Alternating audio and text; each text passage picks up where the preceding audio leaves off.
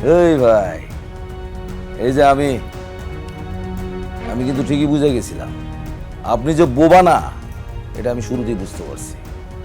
আপনি তো সারাক্ষণ আমাদের সাথে বোবার অভিনয়টা করে গেলেন, ভালো কথা। কিন্তু যেখানে আপনার বোবার অভিনয় করার কথা, সেখানে আপনি হিড়হিড় করে সব কথা কয়ে গেলেন। তাতে হইলটা কি? নিজের বাঁশ আপনি নিজেই মারা গেলেন। ভাইরে, একটু আমার দিকে তাকান তো ভাই, আপনার সমস্যাটা কি? এই ভাই, আরে কন না, কারো কাছে কি ছেঁকা গেছেন, প্রেমে ব্যর্থ, না বউ আপনার কথা শুনে না? বুঝছি, বউ আপনারে ডিস্টার্ব করে, তাই না?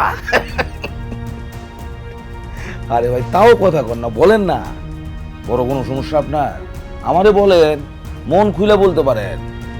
এই যে আমি অনেকের ফটো তুলি, এই যে ছবি তুলি, ফটো তুলি, আমি শিল্পী মানুষের ভাই, বলেন আমারে, বলেন আমারে খুইলা বলেন। আমি কিন্তু মারামারি করার লোক না রে ভাই, কিন্তু মনটা চাইতেছে আপনার গলায় চাপ দিয়ে মেরে ফেলি। এই ভাই, এই কি হয়েছে আপনার? ভাই, ম্যাডাম রে দেখলেন না? তার কথা তো নিজের কানেই শুনলেন, দেখলেন তার চেহারা। খারাপ মনে হইতেছে না? ভুল ধারণা। আমাদের ম্যাডাম খুব ভালো মানুষ।